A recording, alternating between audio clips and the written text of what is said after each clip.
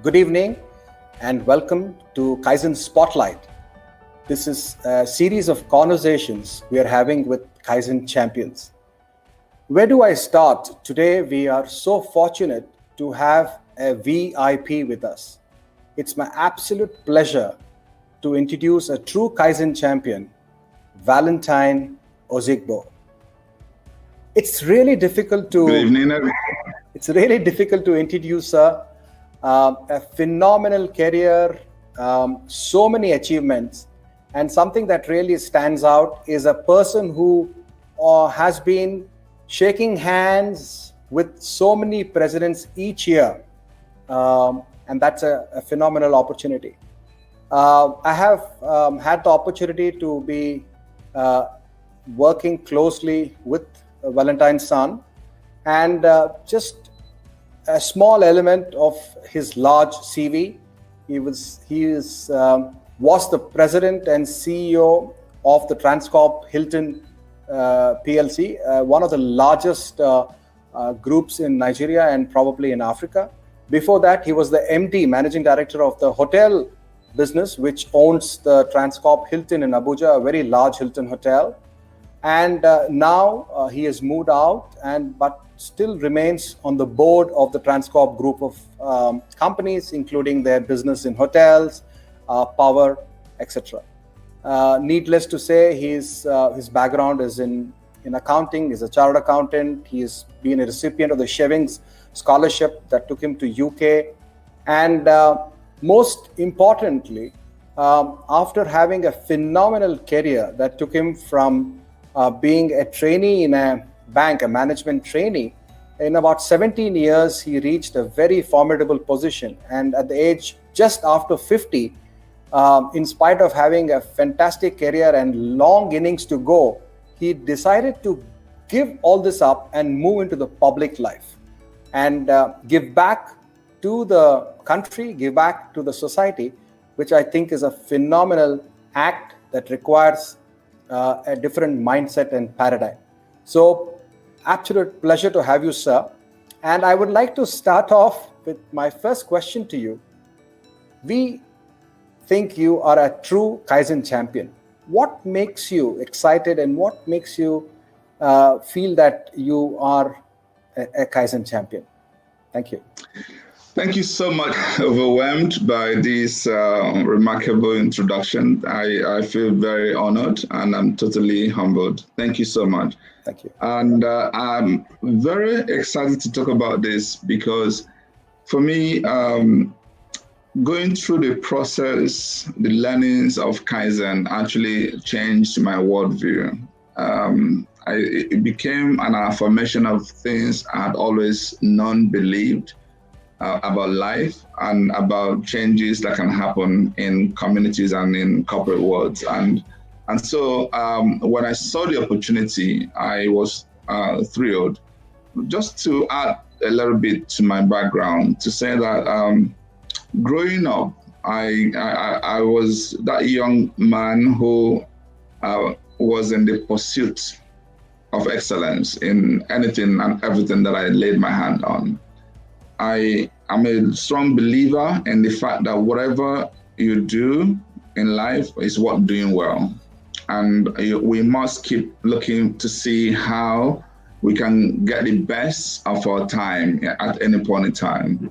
So, and this is why in my school days, I was at least one, if not the best student from my primary to secondary to university and all of that. So you will see that consistently flowing through in anything and everything I had done. So to answer your question direct, KAIZEN Champion is really about living that life, preaching that message, and impacting others in the act of continuous improvement, saying to them, never rest on the status quo, never rest on your oars. Because no matter what we do in life, there is always a better way.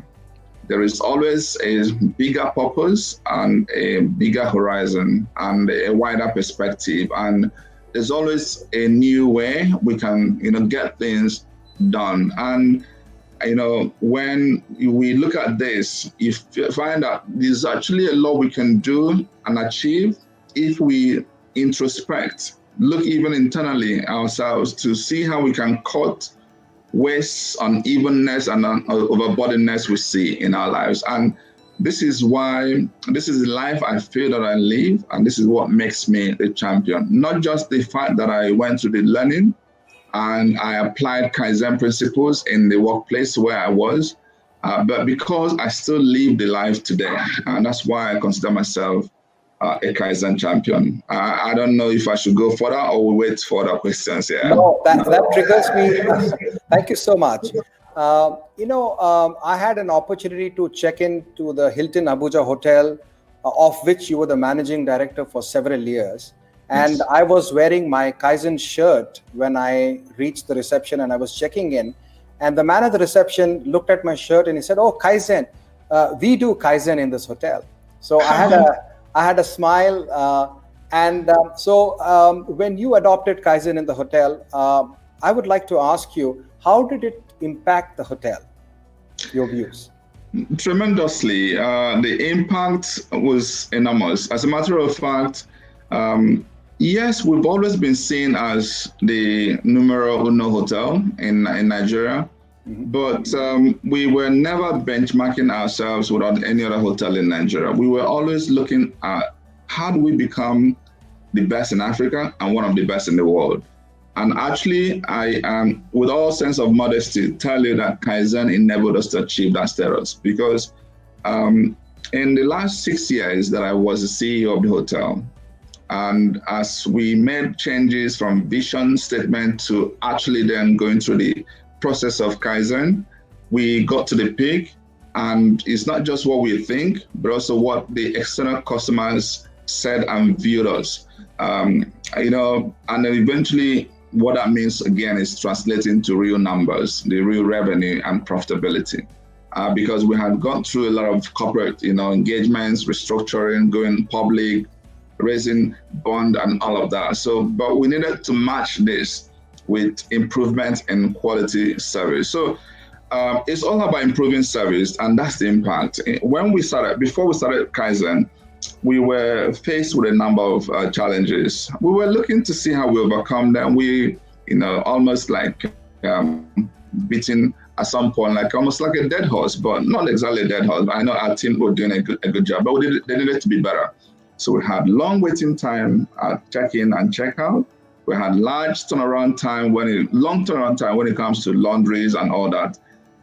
Some of our rooms were even sold with defects. We had delays in room service, employee dissatisfaction, and all of that happened. But eventually, when we went through all the organizations having the ambassadors and making sure we started from the leadership, because there's something very important about Kaizen. We need to embrace it from the top, so we did that. I took that leadership. I was at the trainings. I was there to be part of the 5S and all of that. And so we went through all of this and identified the root causes of these imbalances, these delays, these service failures. In this organization we had in our workplace, absence of standards and indiscipline, rooms not available for planned maintenance that are due. And then, of course, you wouldn't even see visual indicators in operations. Basically, there was a lack of continuous improvement culture. And when we then implemented Kaizen, we saw magic. Literally magic. We saw, our service quality move up to the higher standards. We cut down the delay time when it comes to check-in.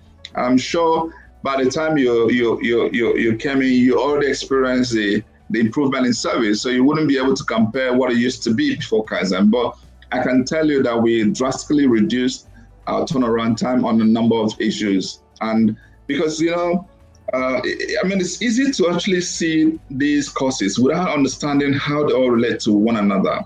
Let me just narrate a scenario here.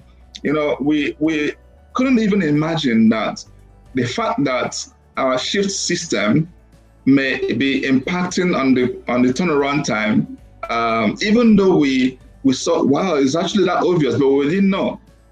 So we had three system people who would work in the morning shift, afternoon shift, evening shift, and just unfortunately, the shift used to happen when we needed the rooms the more. And in fact, when the old shift was leaving, they wouldn't even get the tools ready. So when the new shift comes, by the time they get all the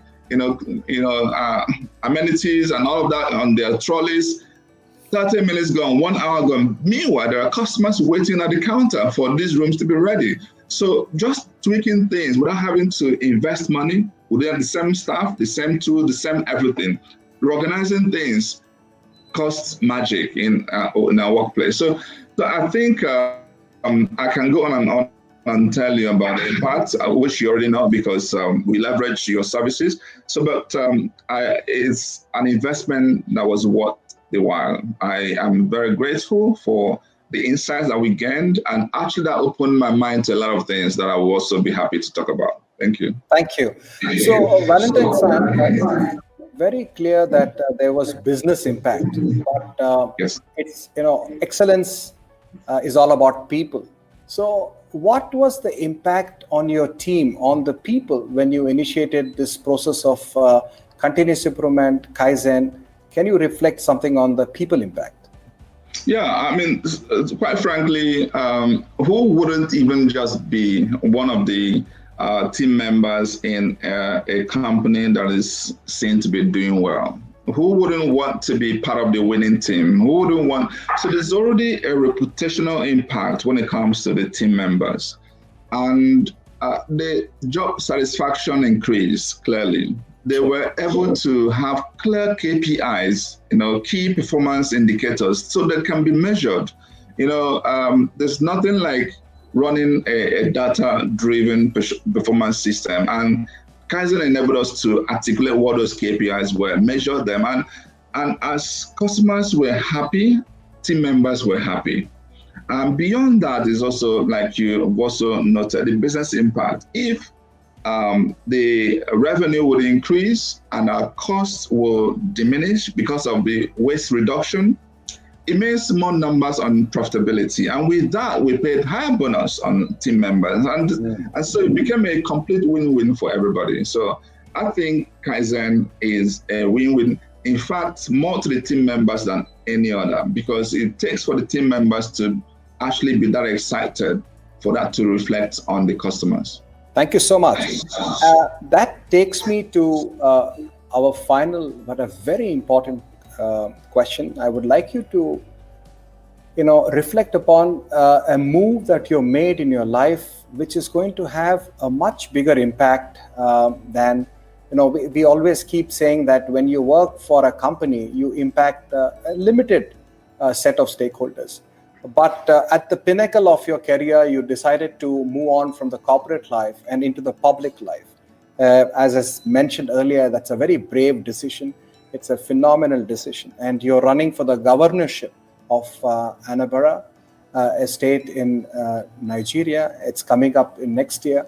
And as you prepare for going through this process, how do you see the linkage between Kaizen, continuous improvement, and governance, and the act that the government is involved in, which is providing services to the citizens? Your reflections on this, please.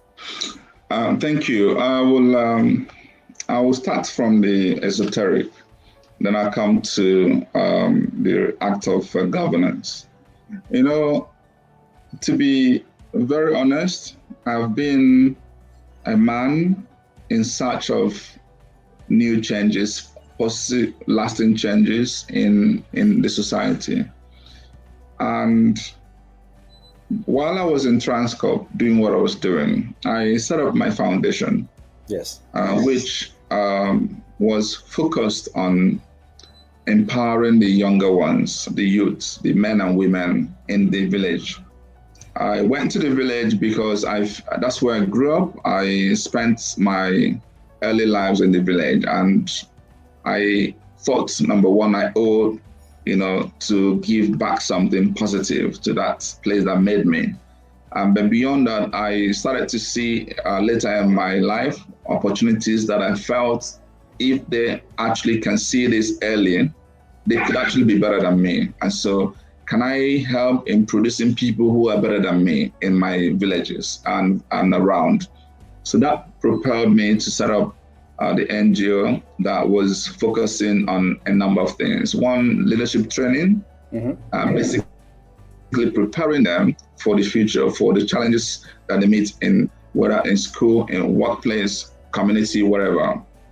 Number two, we also provided empowerment tools, mentorship, and funding, seed funding that they can use to do startup businesses, so that they can actually, since we have job issues in Nigeria, they can actually empower others. Number three was talent hunt for those who, again, do all manner of things, from acting to dancing to music to comedy. And in all of this, I bring the experts in the field so they can teach them how their journey and mentor them and actually expose them in their new productions. And then finally, we have the fun part, which is what I love the most, the carnival. We bring the big artists and drinks, and from 400 we have in the leadership training, we move to 10,000 people in the arena just having fun, and all of this for free. So, but in doing this, as I was also teaching, as a matter of fact, I have some of the materials and I can show that to you on this video. You will see that the motto on my t-shirt, on my folders, is continuous improvement. That's the mantra. So I just wanted them to know that we can't settle for the status quo. And part of the reason is, I don't know if it's like that where you live, but each time I would visit my village, it would appear exactly the same way I left it. And the question was, why? Why is it that when Samsung produces this phone, they are in the laboratory to look at how they produce a better model, a better version, updating their software? But I go to my village, however they make their pots, however they make their baskets, however they make the same, there's nothing that was changing. As a matter of fact, as if they were driving joy in seeing that things remain the same, as if our godfathers will be upset that we have improved on things. That's how I started seeing things, and I became uncomfortable. And that's why when I launched this program, it was for me a case of, hey guys, we cannot settle. We must challenge the status, including the culture itself, because I see Kaizen as a culture that supersedes every other culture, because it embeds on any culture, makes it to be challenged, so we can get better and better and better. And so the idea that as it was in the beginning, so it is now, and so shall it be, world without end, like we quote in the Bible. No, not with life. We have to keep improving things. And I actually now extended this conversation beyond just my immediate arena to the Black people, my people. Is something wrong? Why is it that anywhere we are found, we are usually on the victim side, on the shorter end of the stick? And of course, I see a lot of people who do a lot of amazing things, and the narratives may be, in whatever shape and form that any other person may put it. But I feel that we are actually far more blessed. If I go by a lot of things, the potential that we have, God actually created us superior, if anything like that, if not the same with any other race, and never inferior. And therefore, what was lacking all along, I actually summarize into two. One is having the right leadership, and number two, having the right culture. Yeah. And this is where Kaizen for me matches leadership, and with that, you can get exactly what you're looking for. Because if you would have in any society the type of leadership that can influence the kind of change that we desire, and then you infuse into the people the type of culture that will always get them to seek the best in whatever they do, seek improvements on a regular basis, then it is nothing that can be better than that. Because within this culture, that's where the power of research and development will come in, and other things that we do and learn. And so I just wanted our people to feel uncomfortable with status quo. And this is why I am going into real governance, where I don't just sit by the side and talk about this. Let me go and make one example of what is possible. And actually it becomes a catalyst for other things that can happen in the entire. So when people ask me, why are you going into politics? I said to them, I am going into politics to rescue the Black man. And I'm going to leverage power of leadership and a culture of continuous improvement together. Thank you. I hope that, That's fantastic. In the Kaizen Spotlight series, it's an absolute opportunity for us to start a conversation. Although with such eminent people like you, we can take the conversation on for several minutes. But we have a format, and it's and my apologies to you that we have to come to an end to this conversation. But I'm sure we will have more opportunities to converse again. But before I leave, I have to wish you the very best for your new innings, for the new chapter that you are now getting into. And we want to see you there as the governor, and as a governor who's a Kaizen champion, and not only believes in continual improvement for the people, but makes it a reality. So best wishes to you, and thank you so much for sharing your time with us. And have a good evening. Thank you, Jay. God bless you. I'm deeply honored. Thank you. Thank you so much. Thank you.